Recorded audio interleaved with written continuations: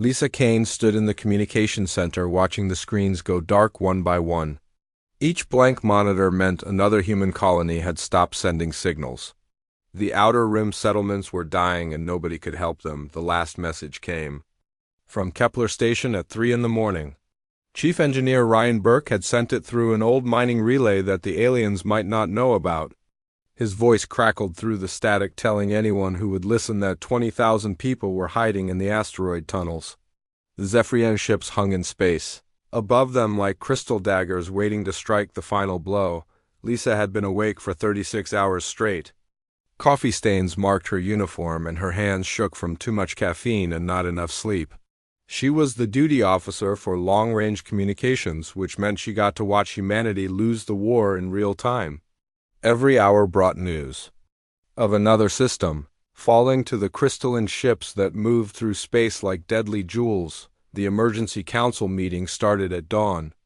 Admiral Greg Martinez looked older than his 60 years as he stood before the holographic star map. Red markers showed Zephyrian positions while blue dots marked human colonies.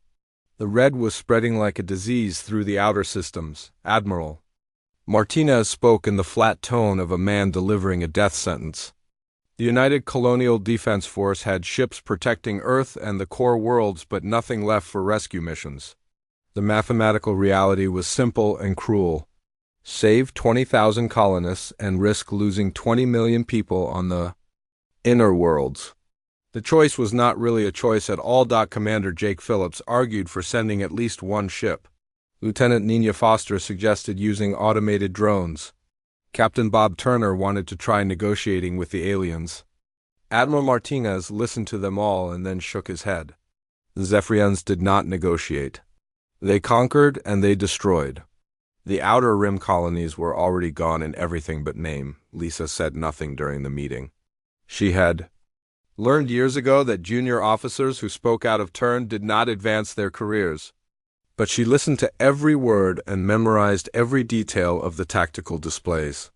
The asteroid field around Kepler Station would provide some cover. The quantum phase drive on the experimental ship Nighthawk could slip past most sensors. The pieces of a plan started forming in her mind. After the meeting ended, Lisa walked to the observation deck. Earth turned slowly below the orbital station, showing the blue oceans and white clouds that 20,000 people on Kepler would never see again. She thought about her brother who had died defending the mining station at Alpha Centauri. She thought about the children hiding in dark tunnels while crystal ships prepared to crack their world open like an egg. The Nighthawk sat in Docking Bay 7 like a sleeping predator. The experimental stealth frigate was the most advanced ship in the human fleet, but it had never been tested in real combat. The quantum phase drive could theoretically make it invisible to most sensors, but the technology was dangerous and unpredictable. Test pilots had reported strange effects like seeing through walls or hearing voices from empty rooms. Lisa accessed the ship database using her security codes. The Nighthawk carried enough supplies for a 2-week mission. Its weapons were limited, but its speed and stealth capabilities were unmatched. Most importantly, it was small enough for one person to operate if necessary.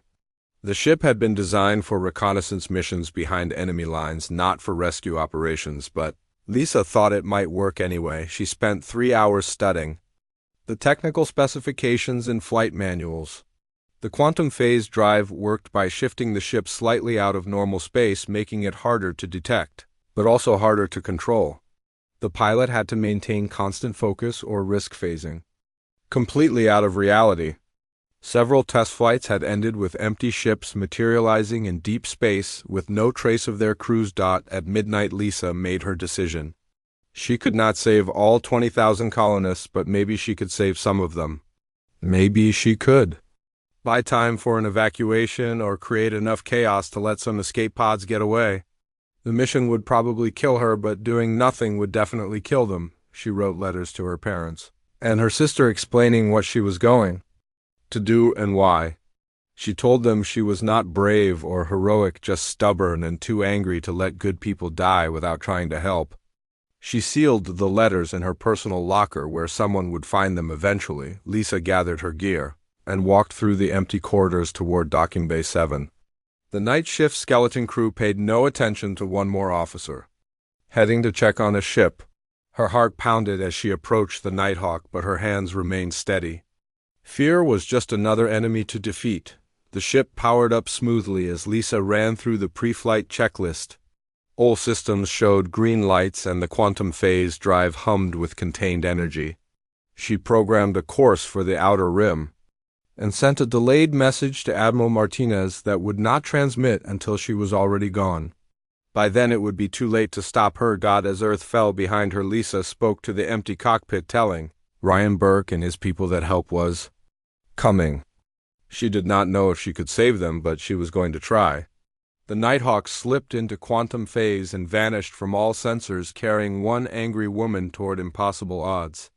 Behind her the sun rose over Earth, painting the planet gold and blue, while ahead lay only darkness and crystal ships that had never tasted defeat. 3 days of quantum phase travel changed Lisa in ways she had not expected. The space between dimensions made sounds that should not exist and showed colors that had no names. Sometimes she saw her own reflection in the cockpit window, but the face looking back was not quite right. The quantum field played tricks with reality and made her question what was real and what was nightmare. The first dead system appeared on her sensors like a graveyard in space. Tau Ceti had been home to 5 million miners and their families just 1 week ago. Now orbital debris marked where the space stations used to be. The planets still turned in their ancient dance around the yellow star, but nothing lived on their surfaces anymore. The Zephyrian bombardment had been precise and thorough. Leaving not even ruins behind, Lisa studied the destruction patterns as the Nighthawk drifted through the outer system.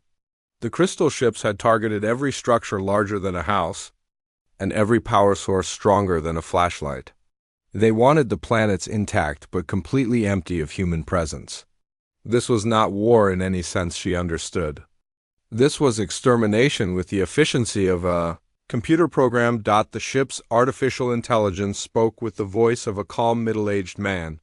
Alex had been programmed to sound reassuring, but Lisa found his constant optimism annoying when surrounded by so much death. He calculated their odds of success at various decimal points that all meant the same thing. They were going to die, but the computer wanted to be precise about exactly how unlikely their survival was. Beta Hydri systems showed the same pattern. Orbital installations destroyed with surgical precision while the planets remained untouched. The mining colonies that had taken 50 years to build were gone in a matter of hours. Lisa found herself wondering if the Zephyrians felt anything when they killed, or if death was just another administrative task to be completed efficiently. On the 4th day, she intercepted the transmission that changed everything. Ryan Burke was still alive and still fighting.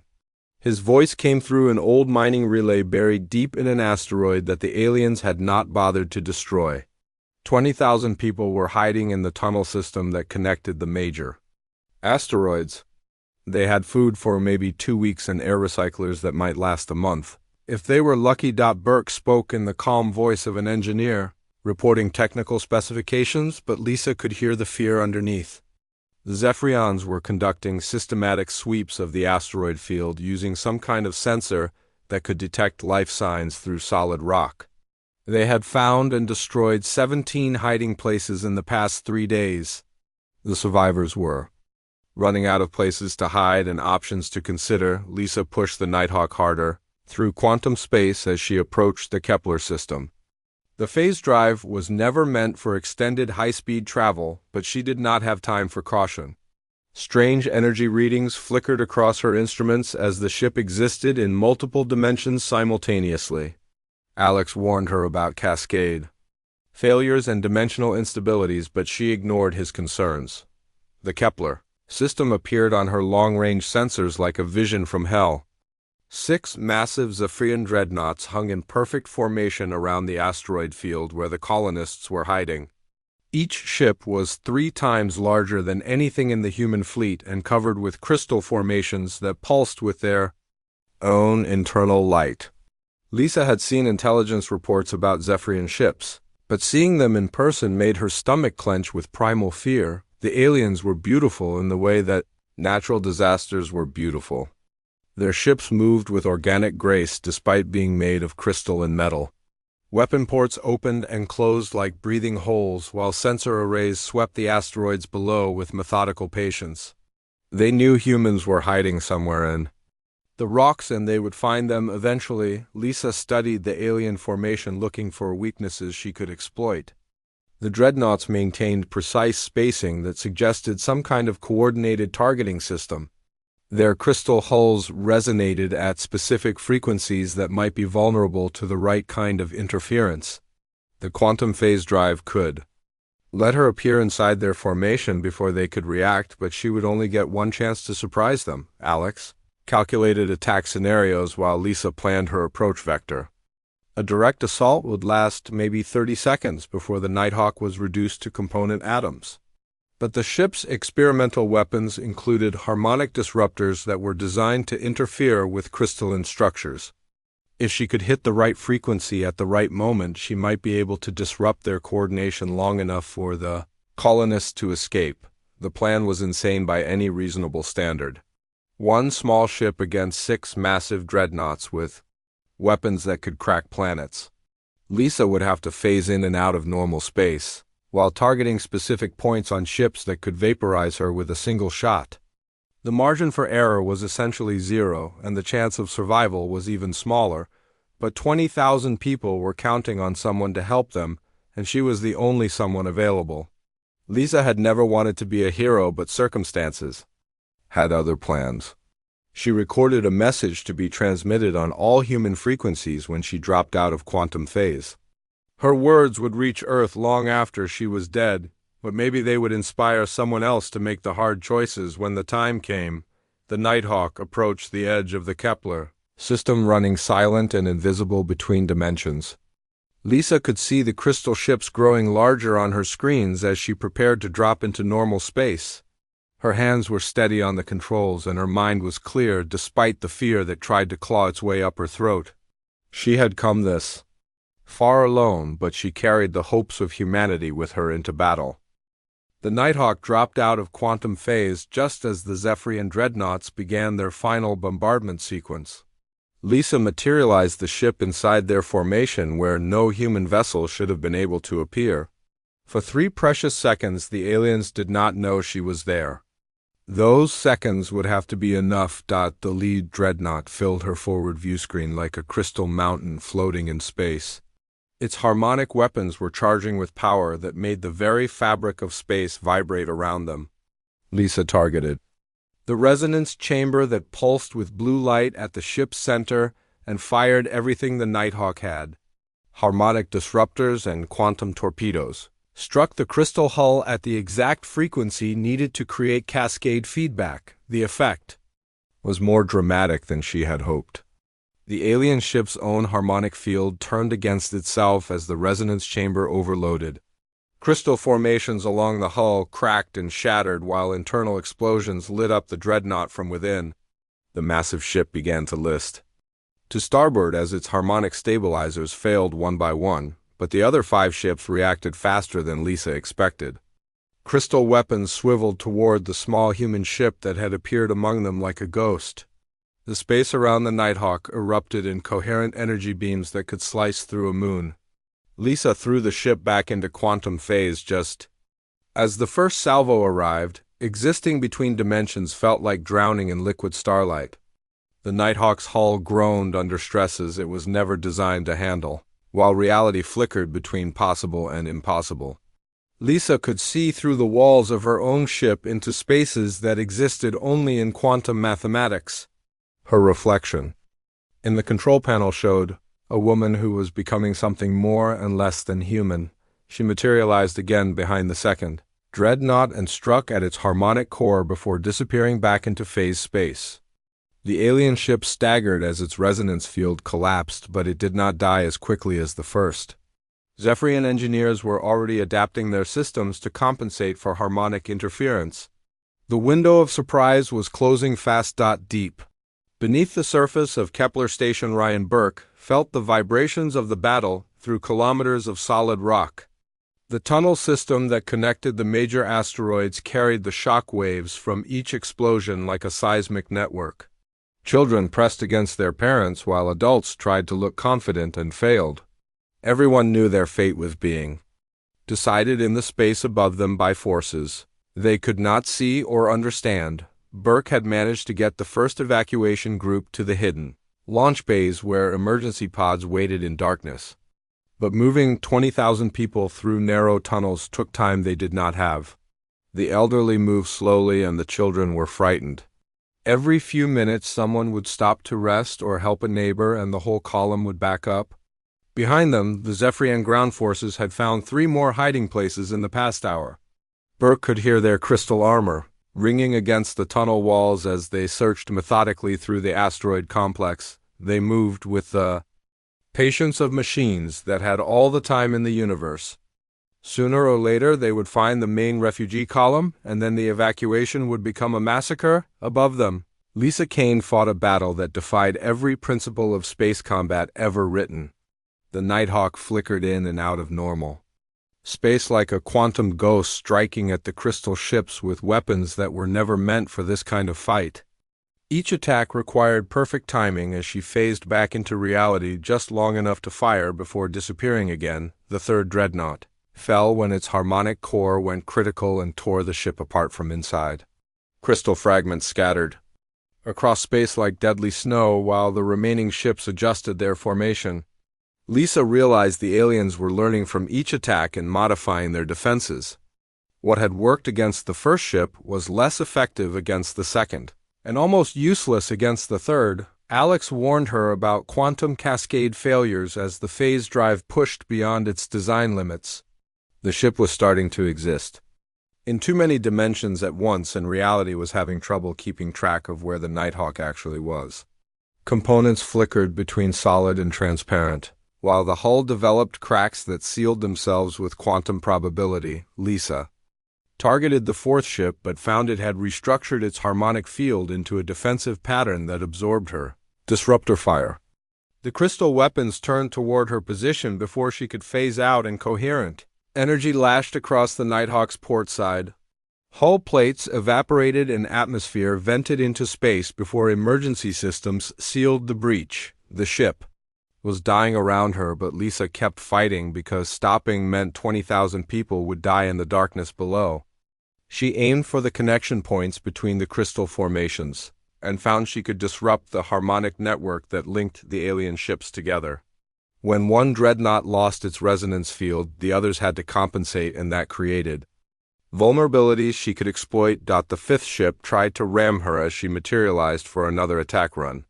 Lisa threw the Nighthawk into a spiraling dive that took her through the ship's harmonic field at close range.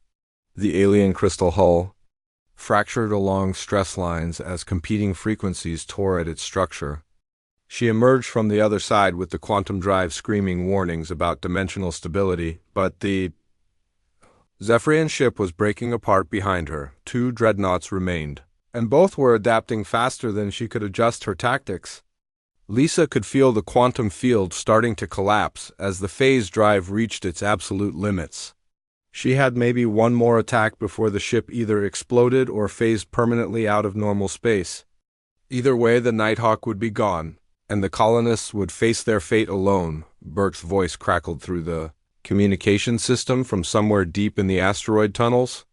The evacuation was almost complete, but they needed more time. The Zephyrian ground forces had found the main tunnel and were advancing toward the launch bays. In 15 minutes, it would all be over one way or another. Lisa looked at the 2 remaining ships and made her choice.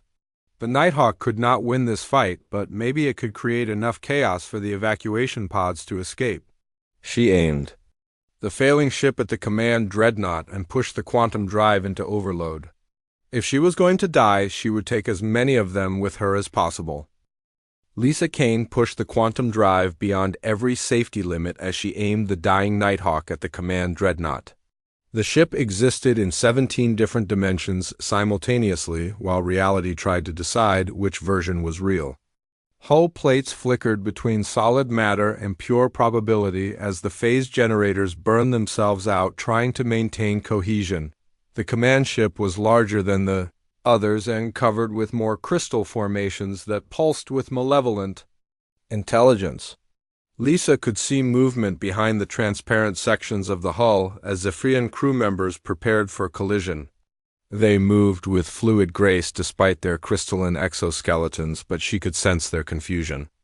No enemy had ever attacked them with such desperate courage. War Prime. Thax stood on the command bridge watching the small human ship approach on what could only be a suicide run. In 300 years of conquest, he had never encountered a species that fought with such apparent disregard for self-preservation. The tactical displays showed impossible maneuvers as the enemy vessel phased in and out of normal space while targeting his ships with primitive but effective weapons. The human pilot was either insane or operating under motivations that Thax could not comprehend.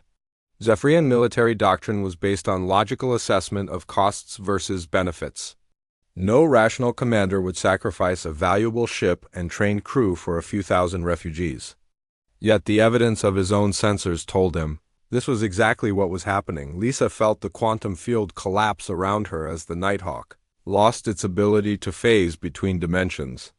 The ship dropped into normal space just 3 kilometers from the command dreadnought with its engines running at critical overload. Crystal weapons swiveled toward her, but she was too close for them to target. Effectively, without risking damage to their own ship, she fired the last of her harmonic disruptors at point-blank range into the dreadnought's primary resonance chamber. The alien ship's harmonic field fluctuated wildly as competing frequencies tore at its crystal structure. Cracks appeared along the hull where the crystalline formations began to resonate at destructive frequencies, but the command ship was built to survive exactly this kind of attack. Secondary harmonic stabilizers engaged to compensate for the damage, while repair drones swarmed over the hull ceiling cracks with liquid crystal that hardened instantly. Thax had fought too many battles to be defeated by one desperate human. In a failing ship deep in the asteroid tunnels, Ryan Burke led the last group of evacuees toward the hidden launch bays. Behind them, he could hear the ring of crystal armor against stone as Zephyrian soldiers advanced through the narrow passages. The aliens moved methodically, but they were gaining ground with each passing minute. Burke had made the hardest decision of his life 30 minutes ago when he realized not everyone could reach the evacuation pods in time. The elderly and injured would slow down the entire group and get everyone killed. So he had ordered the healthy adults to take the children and go, while he stayed behind with volunteers to buy them time. 17 men and women had chosen to remain with him in the deeper tunnels. They had mining equipment that could be used as weapons and enough explosives to collapse several key passages. When the Zephyrians came, they would find humans who refused to die quietly in the darkness above them. Lisa Kane fought the last phase of a battle she could not win but refused to lose. The Nighthawk was coming apart around her as overloaded systems failed one by one. The quantum drive had burned itself out, leaving her trapped in normal space with 2 undamaged alien ships. Closing in for the kill, she redirected all remaining power to the forward momentum and aimed the ship directly at the command dreadnought's bridge. If she could take out their leadership, it might create enough confusion for the evacuation pods to escape. The Nighthawk accelerated toward the massive crystal ship while coherent. Energy beams lashed out to stop her. The first beam took out her port engine, sending the ship into a spiraling tumble that made targeting impossible. The second beam pierced the hull and vented atmosphere from 3 compartments before emergency bulkheads sealed the breach. Lisa fought to maintain control as the ship bucked and twisted under the alien fire. Alex's voice had become distorted by quantum interference, but he continued to provide tactical updates with mechanical persistence. Hull integrity was at 30% and falling. Life support was failing in multiple sections. The quantum drive was completely offline and conventional engines were operating at dangerous overload levels. Lisa ignored the warnings and focused on the growing bulk of the command ship ahead of her. She could see individual Zephyrians moving behind the crystal walls of their bridge. They looked like living jewels as they worked at control stations that resembled frozen music. Beautiful and alien and absolutely determined to exterminate every human in the galaxy. The collision alarm started screaming as the distance closed to 1 kilometer. The dreadnought was trying to move out of the way, but ships that large could not change course quickly. Lisa made minute adjustments to her trajectory to compensate for their evasive maneuvers, while the hull groaned under stresses that should have torn it apart. At 500 meters, the second dreadnought opened fire with everything it had. Coherent energy beams designed to crack planets focused on the tiny human ship that had caused so much destruction. The Nighthawk's shields collapsed instantly, and hull plates began to vaporize under the incredible heat. Lisa felt the ship dying around her, but she held course with grim determination. The evacuation pods would need every second she could buy. In the launch bays hidden deep in the asteroids, 20,000 people were climbing into cramped emergency vessels that would carry them away from this place of death. The command dreadnought filled her entire field of view as the distance dropped to 100 meters. She could see Thax on his bridge staring at her with what might have been respect or possibly just curiosity. For a moment their eyes met across the void, and she saw something that looked almost like understanding in his crystalline features. Then the Nighthawk struck the alien ship at full velocity, and both vessels vanished in an explosion that lit up the entire system. The explosion that consumed both the Nighthawk and the command dreadnought sent cascading energy waves through the quantum field around Kepler Station. The remaining Zephyrian ship found its harmonic systems overloading as the command vessels. Destruction created interference patterns that no engineer had anticipated.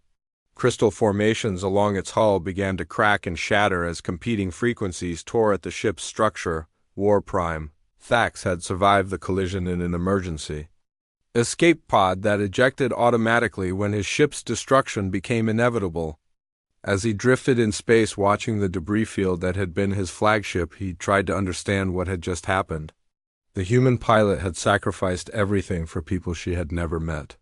The concept was so alien to Zephyrian thinking that his mind struggled to process it. Deep in the asteroid tunnels, Ryan Burke felt the shock wave pass through solid rock like the footsteps of giants. Emergency lighting flickered throughout the tunnel system as power conduits were severed by the vibrations. But the explosion also had an unexpected effect on the Zephyrian ground forces.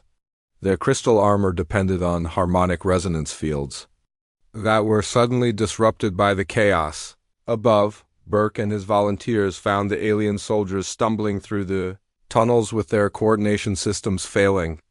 The crystalline exoskeletons that made them nearly invulnerable were now working against them as random harmonic frequencies caused their armor to lock up or move unpredictably. For the first time since the invasion began, the Zephyrians were vulnerable. The miners had explosives, and they knew how to use them.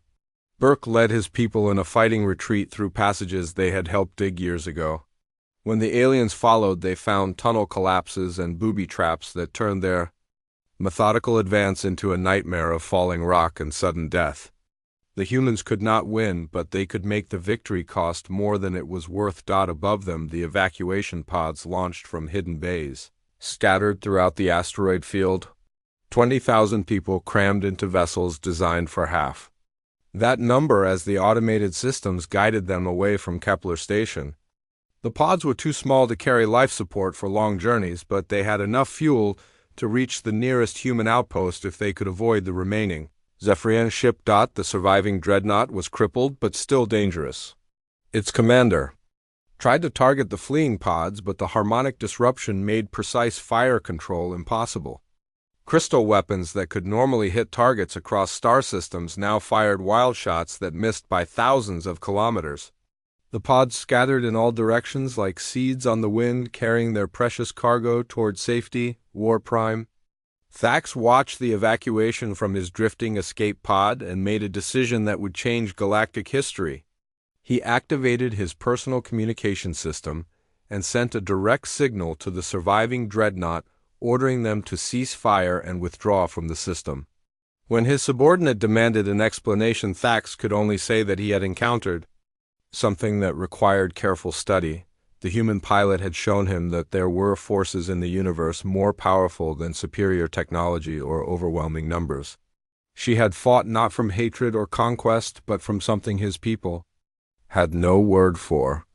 The closest translation in Zephyrian was the concept of voluntary sacrifice for genetic strangers, which their language classified as a form of mental illness, but mental illness did not explain how one small ship had destroyed 5 massive dreadnoughts and saved 20,000 lives.